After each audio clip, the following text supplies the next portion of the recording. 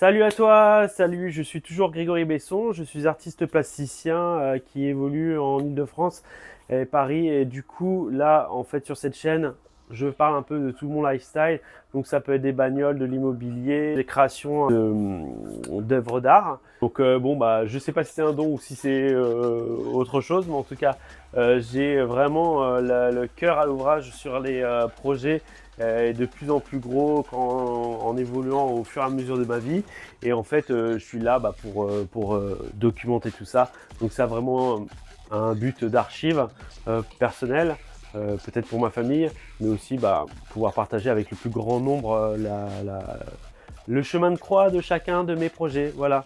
Donc là, en fait, sur cette vidéo, je vais te parler de l'acte 2 de la Pool House. Donc pour revenir un petit peu à la partie 1, en fait, si tu veux, je te laisserai regarder, checker la partie 1, mais on a parlé donc de l'achat du projet, pourquoi on s'est retrouvé à acheter ça avec mon épouse. Donc il y avait une piscine abandonnée sur le terrain qui était complètement pourrie depuis les années 90, jamais remise en eau, etc. Et en fait, j'ai vu un potentiel et l'envie est très vite venue de vouloir restaurer cette piscine et surtout de faire une pool house parce qu'en fait, pour moi, quand tu dépasses Avignon en France, ça sert absolument à rien d'avoir une piscine à l'extérieur. Donc chacun son goût, chacun ses envies, etc. Mais pour moi, franchement, je voyais pas l'avantage. Alors qu'une piscine fermée, tu peux plus facilement la chauffer. Tu l'utilises 12 mois de l'année, peut-être 10, peut-être. En tout cas, tu gagnes beaucoup de mois. Et là, sur la partie 2, donc on va reprendre où on en était. Donc là, j'ai changé ma façon de travailler. Bon, même, voilà, je fais des petites expériences comme ça, hein. Je suis pas youtubeur professionnel ou quoi. Mais pour être transparent, en fait, si tu veux, avant, je parlais et ensuite, je mettais des images par rapport à mes rushs. Et là, en fait, je vais essayer de faire l'inverse. C'est-à-dire que là, j'ai fait mes rushs, j'ai déjà fait mon montage. Et en fait, je vais commenter. C'est peut-être plus simple. Et pour surtout ne rien louper. Par contre, je t'explique. Donc là, on se retrouve courant du mois d'août. Attention. Là, en fait, si tu veux, ça commence à puer pour moi. Parce qu'en fait, j'ai un peu... c'est la grenouille qui va être plus grosse que le bœuf, toujours. En fait, je vois des gens entreprendre des trucs de fou. Ça m'inspire énormément. Mais sauf que moi, je suis tout seul. Donc en fait, j'ai que 2 mains, 2 pieds, un cerveau, 2 yeux. Bon, même si j'ai été beaucoup aidé pour porter les gros objets, on va dire. Mais je suis quand même tout seul aux commandes. Hein. Donc il n'y a pas d'artisans qui viennent sur place, très peu. Là, pour le coup, il y a... Attends. Si, pour mettre le liner, j'ai une personne qui est venue mettre le liner, quoi. Sur tout le reste, j'ai tout fait tout seul. Donc en fait, là, j'ai plein de projets qui arrivent derrière. Il faut absolument que... Et puis en plus, si tu veux, là, on arrive à la fin de la période où il faut finaliser les travaux par rapport au crédit. Donc là, j'ai plus le choix. Il faut que je mette les bouchées doubles. Et là, en fin août, il me reste à peu près 3 mois. 3 mois. 3 mois. Oui, tu as bien entendu. 3 mois pour finir la totalité de la pool house. Donc là, en fait, je vais t'énumérer à peu près tout ce que j'ai fait, mais ça va être très rapide. J'ai fait un montage vraiment de façon à rien louper. Je t'ai laissé le tout dans l'ordre chronologique. Donc c'est-à-dire que des fois, en fait, tu vas me voir faire de l'électricité et revenir sur de la plomberie et revenir sur la même chose, c'est normal. J'ai voulu garder le truc dans l'ordre chronologique. Et puis comme ça t'aide à comprendre un peu mon état d'esprit. Je suis tout seul sur le projet, quasiment j'en dors plus la nuit. Tu arrives à la fin, tu as des pressions, tu as des défis techniques que tu n'as jamais rencontrés. Et du coup, voilà, ça peut aussi aider à capter un peu le rush dans lequel je suis. Je te laisse avec les images. Donc là, en fait, on est fin août. J'arrive sur les 3-4 dernières sessions à poser avant la fin de ces panneaux sandwich que je n'en pouvais plus. Ça fait 2 mois que je suis dessus, j'en peux plus de poser ça. Je te laisse regarder dans quelles conditions on a posé ça. Ah, c'est chaud. C'est très chaud. On est sur l'avant-dernier panneau. On a dû faire un petit étayage comme ça. Là, il y a 130 kg qui passent au-dessus de nos têtes, c'est magnifique. Hop, c'est très dangereux.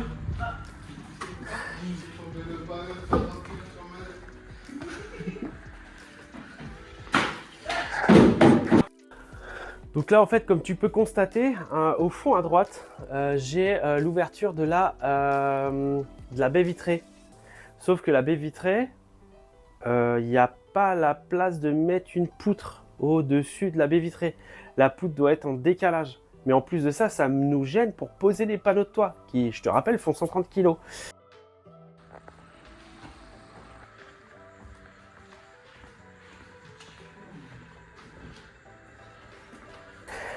Merci à Joey qui a franchement grave été là pour le gros du projet. Franchement, je vous conseille de faire des gamins aussi intéressants que ça. Franchement, ça fait vraiment plaisir d'avoir un petit coup de main des jeunes.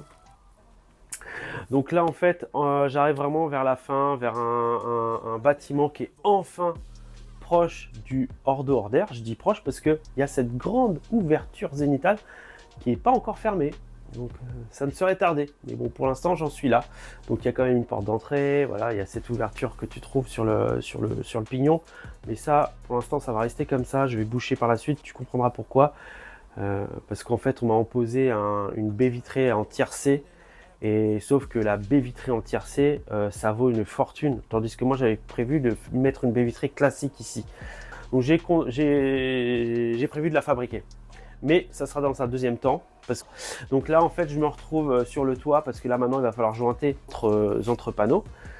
Donc, pour te dire, c'est que là, encore une fois, je détourne un peu des matériaux. C'est des super matériaux, mais là, c'est pas du tout fait pour le toit.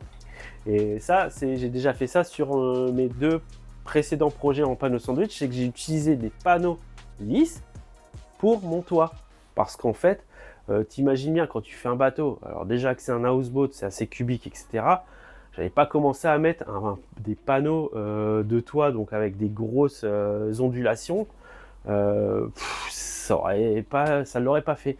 Et ben là, en fait, j'ai le même problème parce qu'en fait, si tu veux, la finition doit être un peu bardage avec très moderne, tu verras par la suite. Et enfin bref, donc moi j'ai dû utiliser également pour ce projet-là du panneau sandwich plat. Donc en fait, tu as vu, il y a une petite ossature au milieu, donc c'est pas pour rien, c'est pour l'ouverture zénitale qui maintient le tout. Mais aussi c'est pour maintenir la raideur des panneaux. Bon, après c'est bien raide, hein. On est sur du 20 cm, attention, hein. Tu peux marcher dessus, il n'y a aucun problème. Suite à ça, on se retrouve avec mon papa, papa toujours présent, merci, franchement merci à lui d'avoir été aussi présent sur ce projet, à devoir rehausser un petit bout de la dalle de la piscine qui s'est affaissé, parce qu'à cet endroit-là, en fait, ils avaient mis une évacuation de gouttière, et pour moi ça allait à l'égout ou dans une fosse quelconque. Non, ça allait juste là. Donc naturellement, depuis 30 ou 40 ans, t'imagines bien que ça s'est enfoncé, parce que l'eau qui stagne là-dessous, ça a créé un tassement. Donc on a remis un petit bout de dalle avec mon papa. Et donc la finition, ok, je t'accorde qu'elle reste grave à désirer. Mais en fait, on s'est trompé en fait, dans le rush comme ça, on a pris du béton rapide. On s'est dit, vas-y, on va le mettre. Non, mais le béton rapide, tu le poses, tu le mouilles et il est sec. Hein. Donc bon, au niveau du lissage, c'est moyen. Mais bon, c'est pas grave parce qu'en fait, à ces endroits-là, il y aura des finitions, on en reviendra. Donc là, comme tu vois, là, je commence à réfléchir à comment je vais placer ma baie vitrée. Et puis cette baie vitrée, en fait, à ce moment-là, j'ai quasiment rien calculé. Je sais qu'il y a une baie vitrée à cet endroit-là, mais je sais pas comment. Est-ce que ça va être de la fenêtre de chez Leroy que je vais détourner? Est-ce que je vais le fabriquer? Entre nous, je sais le faire, il n'y a pas de souci, c'est pas très compliqué, mais est-ce que j'ai le temps? Non. Et putain, à 5 km de là, sur le bon coin, je trouve quoi? Un mec qui vend ça, des 2 grandes baies vitrées. Donc en fait, c'est plus long que ce que moi j'avais besoin.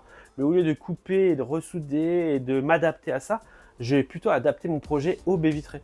Donc je récupère ces baies vitrées et donc malheureusement, je suis et quand tu es dans le rush et tout, ça fout les boules. Les baies vitrées, je les achète pas grand chose, hein, mais il y a un taf monstre dessus. En fait, je me retrouve à devoir faire sauter du mastic qui est complètement figé tu vois, le truc, ça fait peut-être 100 ans qu'il est là. Donc j'y vais à coups de burin, à coups de disqueuse parfois pour le sauter. Et je perds encore 2 jours sur ça. Mais écoute, j'ai pas le choix, hein. Donc après, de toute façon, on n'est pas dans quelque chose, tu vois, de précis et microscopique, hein. Je vais pas te sortir une baie vitrée parfaite, lisse comme un cul de bébé. Non, non, le but c'est d'avoir un petit, voilà, un côté brut, etc. Donc je m'en fous, je finalise ça, je ponce ça très grossièrement, je mets quand même un après et je repeins tout ça en noir mat. Et ça fera grave le job. Et franchement, je suis vraiment pas déçu du résultat parce que c'est vraiment très sympa. Très sympa, de toute façon ça marche toujours bien, hein, les verrières d'atelier, hein. Donc là, malheureusement, avant de poser ma verrière, je suis obligé de commencer à réfléchir et à placer mon raillage de la salle de bain. Parce que quand on arrive à la fin d'un projet, souvent tous les corps d'état et de trucs, tout est en train de commencer à se mélanger. Et plus tu arrives à la fin d'un projet, et plus ça se mélange. Donc là, en fait, tu es obligé de penser à la salle de bain pour pouvoir faire devant, pour pouvoir mettre les poutres, etc. Mais bon, écoute, tout s'est à peu près bien passé. Donc là, tu vois, je fais tout ça tout seul comme d'habitude. Je sais plus où on en est au niveau des dates. De toute façon, je te daterai au fur et à mesure, hein, l'avancée de mes travaux pour te montrer à quelle rapidité j'ai été. Donc là, pour te dire, c'est des grosses journées, hein. Je me tape du matin au soir, c'était infernal. Mais bon, ça fait toujours plaisir de documenter ça, parce que comme ça partira pas dans l'oubli, comme mes précédents projets. Donc là, voilà, je suis content. Et là, je mets un coup de clean à la piscine. Et je fais venir donc le fameux pisciniste qui va m'indiquer, qui va me faire les mesures. Parce que moi, je veux vraiment des mesures précises pour pouvoir commander mon liner. Et le mec, il me dit, mais en fait, tes margelles, elles vont pas, mec, hein. Va pas falloir mettre ça. Donc, soit tu les retailles. En fait, si tu veux, le problème, c'est que les margelles, elles dépassaient au-dessus de la piscine, mais de 15 cm, quoi. Et c'est pour ça qu'elles étaient toutes décollées, au final. Et donc, déjà, et d'une, c'est méga dangereux. J'ai pas envie que quelqu'un se pète la jambe, se pète la tête sur le bord de la piscine, mais j'ai pas envie de recoller des choses qui se redécollent. J'ai pas envie de découper, parce que c'est de la truc à l'ancienne, c'est de la dalle épaisse comme ça. Toutes les découper, j'aurais pu, hein. Ça me fait gagner de l'argent, mais franchement, toutes les traiter une par une, la poussière que ça générait, tout ça, non, c'est mort. Donc en fait, on a décidé avec mon papa de mettre en margelle du carrelage. Et franchement, c'est pas mal, parce qu'en fait, si tu veux, comme sur les bords, les dalles, elles font 3-4 cm, et bien on a pu créer une petite pente. Comme ça, dès qu'il y a de l'eau, hop, elle repart dans la piscine. Donc là, en attendant, je vais chercher du bois chez Leroy Merlin. J'installe mon petit étage. Et bien évidemment, j'ai pris 9 plaques, il m'en fallait 10. Voilà, donc j'ai un petit trou, c'est dommage, mais bon, c'est pas grave. Mon papa commence donc le projet des margelles. Donc franchement, force et respect à lui. Le pauvre, il est à la retraite. Je suis en train de l'esclavagiser. Il se retrouve là. On ne voit pas trop en photo, en vidéo. Mais là, il est au-dessous de l'ouverture zénitale et il ne fait que pleuvoir toute la journée. C'est insupportable. Le pauvre, il se tape les découpes, la pose de la colle, tout ça sous la flotte, tu vois. Et là même des fois tu vois on a même prévu des petites bâches parce que dès qu'on a collé on a bâché pour pouvoir que ça puisse pour que ça puisse sécher. Donc il fait des petites découpes au poil dans les angles et tout ça, c'est super beau. Et moi en attendant en fait j'ai profité de ce moment là en fait pour cleaner cet endroit là et recoller les dalles qui étaient décollées. Je les ai même changées, voilà, petit coup de clean et puis un petit coup de colle et voilà, basta. Donc en fait tu peux voir, hein, et je pense qu'il y en a quelques-uns qui vont me faire des grosses réflexions, mais c'est un peu voilà comme ça. Mais bon, moi c'est ce que je veux. Je veux l'effet un peu temple, donc en fait je veux des dalles pas super clean. C'est bien, il y en a des plus basses, plus hautes, machin et tout. Bon voilà. Là, je reviens ensuite donc du côté, on va l'appeler côté studio, où en fait je commence à placer mon bac à douche. Je vais commencer à monter le meuble de cuisine. Pourquoi ça paraît assez prématuré, mais franchement, j'aime beaucoup avoir mes meubles de plus ou moins préparés. pour savoir exactement où va falloir que je fasse venir l'eau et où est-ce qu'elle va repartir. Franchement, c'est pas mal. Comme ça, après, tu viens t'installer vraiment au poil. Il a fallu aussi que je fasse cette petite finition. C'est vraiment c'est un melting pot le truc. Hein. J'espère que ça va être buvable, ma vidéo. On se retrouve en fin de journée. Je me souviens, mon père, il était rincé. Eh bien, écoute, papa, tu peux rester encore un peu avec moi. Vas-y, on fait vite fait le petit cadre là. Tu sais, pour le toit. Oui, oui, mon fils, ok. En fait, le truc, il se retrouve à faire une tonne, le truc. Moi, je pensais que j'allais pouvoir le mettre sur roulement, le faire ouvrant ou le faire ouvre. Pas du tout. Non, les trucs pèsent une tonne. Oublie. En fait, l'alvéolaire que j'ai choisi, c'est un alvéolaire extrêmement épais pour pouvoir isoler. Chaque panneau, tu l'attrapes, il est relativement léger. Mais en fait, la totalité, les panneaux, les profilés et les poutres, ça pèse une tonne. Donc je fais venir mon pote et mon père sur le toit. Ils sont obligés de pousser comme des cons avec les pieds pour. Ils sont obligés de pousser avec les pieds pour faire venir le truc au-dessus. Et là, enfin, j'arrive sur le hors d'eau, hors d'air, tant attendu, enfin. À chaque fois, comme ça, que tu passes des étapes, ça fait vraiment plaisir. Retour à Paris. Donc là, je vais profiter d'être dans mon atelier au calme pour démonter la pompe de filtration de la piscine. Celle-là, elle va me saouler, elle va me prendre la tête sur plusieurs étapes. Je te laisse suivre. Donc, je me dis, bon, voilà, je connais. Il y a un mec dans la région, je sais qui les refait. Je me dis, bon, attends, moi, je vais à Paris, j'ai le temps, je l'amène à l'atelier. Bon, voilà. Je me dis, c'est cool, je crois avoir fait mon affaire. Donc, je débloque la pompe, je change les roulements. Je commande des roulements à 4 centimes sur Internet. C'est super, des roulements étanches et tout, machin. Je remonte tout va pour le mieux. Je remonte ça, je me dis, hop, c'est bon, c'est prêt pour la piscine. Et bah écoute, on en reparlera. Ce n'est que l'acte 1 de la pompe. Ouais, je suis arrivé hier soir sur mon chantier et je suis un peu malade comme par hasard. C'est genre une semaine et demie où je suis sur place, il faut que j'avance. Donc là, j'ai des petits défauts d'étanchéité. 2-3, pas très grave, il va falloir que je gère. Et déjà hier soir j'ai récupéré, donc j'ai ramené mes panneaux de Paris et j'ai mis un covering, donc ça pour la douche. Donc pour la douche, un petit tips que je vais vous donner et que j'ai l'habitude de faire, c'est qu'au lieu d'utiliser du carrelage qui est lourd, bruyant, poussiéreux à faire, cher, suivant ce que tu utilises comme carrelage, ce que j'adore faire sur ce genre de projet où tu as besoin du léger, du rapide, du beau, du propre, du clean, je pars sur des panneaux qui est destiné au coffrage. Je les achète chez Bricoman, c'est la référence la moins chère. Tu le dégraisses bien parce qu'il est, il est un peu cireux étant donné que c'est fait pour du coffrage à béton. Et en fait dessus tu viens apposer un covering tranquille, tu poses tes 3 panneaux sur le receveur et non pas sur les côtés. Pourquoi sur le receveur? Parce que comme ça, en fait, tu vas pouvoir jointer en dessous du panneau. En fait, tu as le receveur. Au lieu d'être comme ça, tu poses ton panneau sur le receveur avec un joint de 6K ici. Et après, tu viendras à poser ton joint de silicone. Et là, franchement, avant qu'il y ait une fuite, tu peux y aller. Hein.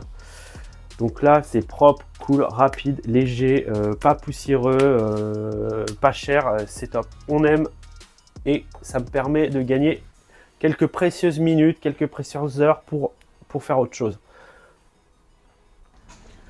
Ah, ça y est, c'est parti, on commence la plomberie. Donc là, juste petit tips, pour ceux qui ne connaissent pas, en fait, je vais faire de la filasse et pour que la filasse elle tienne, faut pas hésiter à rayer le pas de vis, le filetage. Tu vois, par contre, ce que j'aime beaucoup, c'est préparer mes nourrices avant qu'elles soient fixées. Là, par exemple, la nourrice va être fixée là, en bas, proche du sol. Et du coup, c'est beaucoup plus agréable pour moi de d'abord mettre tous mes raccords. Pour la multicouche, etc. Mettre mes bouchons et tout. Et après, je ferai le branchement là-bas sur place. Ça m'évite d'être à quatre pattes toute la journée pour faire ça. Voilà, c'est des petits tips, hein. Donc sentant arriver petit à petit la plomberie, ça commence à sentir la plomberie, il a fallu que je tire le général. Donc merci à ma fille Gladys d'avoir été là pour cette étape. Elle aura du haut de ses 10 ans, même elle m'aider sur le projet, c'est cool. Donc en fait j'ai tiré du terrain là où il y avait mon compteur. Et quand j'ai fait passer les égouts, j'ai demandé à ce qu'on m'enterre une grosse gaine pour pouvoir faire passer le général. Et donc là, c'est fait. Le général est posé.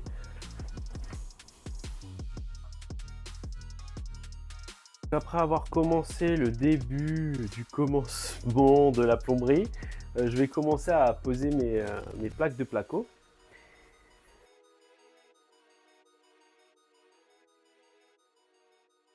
Donc ça c'est pareil, c'est une petite étape satisfaisante, hein. T'es parti de rien, de rails de placo comme ça, et puis tu commences à avoir des cloisons apparaître. Et puis ça va me servir aussi pour voir mes descentes, etc. C'est le bordel. Je travaille toujours dans le bordel. Il commence à faire bien sombre. Il va falloir que j'amène les lecs. En tout cas, la plomberie est finie. Voilà, et je suis en train de cleaner, mais en même temps, je regarde comment les choses vont. Donc là j'ai décidé de regarder ça. Parce qu'en fait, j'ai pris une kitchenette chez Brico Dépôt, à pas cher. Tu sais, qui ont ces dominos que je trouve horribles et vraiment pas pratiques. Et on m'a donné une plaque de cuisson comme ça, qui est beaucoup plus jolie. Donc ce que je vais faire, je vais tout démonter, passer un coup de disqueuse dans le plan de travail et intégrer cette plaque, cette belle plaque à cette kitchenette. Ça sera beaucoup plus joli. Là, tu me vois tout démonter. Bien évidemment, tout est neuf, et même si c'est un peu cheap comme plan de travail, je préfère quand même tout protéger. C'est en inox, ça prend la rayure ultra facilement. Et voilà, tac tac, en 2 temps de mouvement, c'est fait. Pour finir cette journée, j'en ai ras le bol de tremper dans la flotte. Donc en fait, si tu veux, il y a un espace entre le mur du voisin et mon projet. Et il a fallu qu'en pleine nuit, j'y aille pour placer une petite bavette pour chasser la flotte. Et il y a 5 cm, hein, c'était l'inondation. Incroyable. En fait, si tu veux, comme mon grand-père me disait, l'eau passe dans une tête d'épingle. Et bah écoute, il m'a pas menti, hein, parce que ça, bien couvert entre deux bâtiments et tout, l'eau, elle passe, elle rentre, ça te fait rentrer des centaines de litres par averse. Tu te souviens la pompe que j'ai refaite à Paris? Et ben ça va être le moment de l'installer. Donc je fais la petite révision de mon bloc des joyaux. C'est un bloc des joyaux qui se faisait dans les années peut-être fin 80, début 90. C'est très vieux. Alors ce qui est très intéressant, ce qui est très cool, c'est que Desjoyaux a encore toutes les pièces de plein de choses. C'est super cool, je trouve, d'avoir comme ça des références très anciennes où tu peux encore commander tout un tas de choses. Et donc il va falloir que je restaure ce truc là, toujours pour des questions d'économie. Alors ici, j'ai un petit boulon qui est pourri parce que il y a un mec encore très intelligent qui a mis un écrou en acier dans une piscine. Normalement, tu mets à tout. Tu dois mettre de l'inox. Je vais essayer d'accéder par là. Je vais essayer de couper la tête là pour dégager le tout.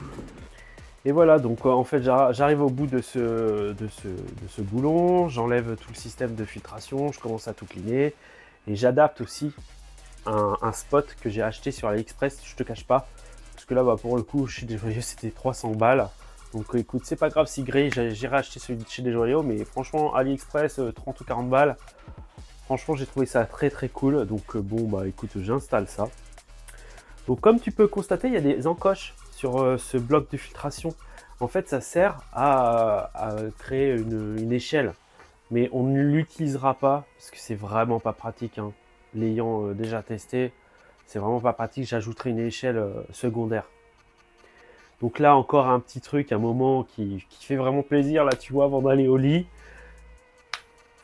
Tu vois, t'as quelque chose qui avance, quoi. Bon, bah, c'est pas grand-chose, hein, c'est l'éclairage de la piscine. On s'approche encore un petit peu plus de la fin. Donc le lendemain matin, écoute, bah, on attaque côté studio. Maintenant, en fait, il va falloir que je cache cette immondice de grandes dalles béton. Et en fait, j'ai pensé faire un truc assez bas qui peut faire pour poser une machine à café, mais aussi tu peux, tu vois, mettre des coussins. Et en fait, tu te retrouves juste à côté de l'eau. J'ai trouvé ça très très cool à faire. Donc voilà, je mets un plan de travail façon qui va très bien dans l'esprit un peu baliné. Et donc là, ça y est, tout de suite, ça prend une belle tournure. Bah écoute, c'est pareil, c'est encore une fois un truc où tu te dis, je vais mettre 10 minutes à mettre ça. Et en fait, je me suis battu. Donc comme d'habitude, me voilà le soir. Et même le soir, j'essaye de pousser. J'essaye de réfléchir, qu'est-ce que je peux faire qui peut me faire avancer. Et donc je me retrouve à vouloir mettre en eau le ballon d'eau chaude. Donc le ballon d'eau chaude, ce qu'il y a, c'est qu'il se retrouve sur le panneau sandwich, donc sur de la tôle en fait. Donc si tu veux, la résistance, elle est pas très forte, quoi. Donc ce que je fais, je découpe une énorme plaque, une grande plaque en bois, contreplaqué, que je viens coller sur la plaque, donc sur le panneau sandwich, qui est juste lui en petite tôle. Je rajoute des vis. Et là, je mets les crochets qui sont faits pour le ballon d'eau chaude. Et là, normalement, il n'y a aucun souci. Bon, là, je me suis fait une petite frayeur. Je te laisse regarder la vidéo. Il vient de faire un bruit, le truc.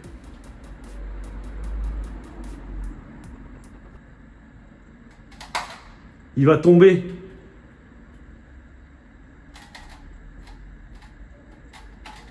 Il va tomber, putain!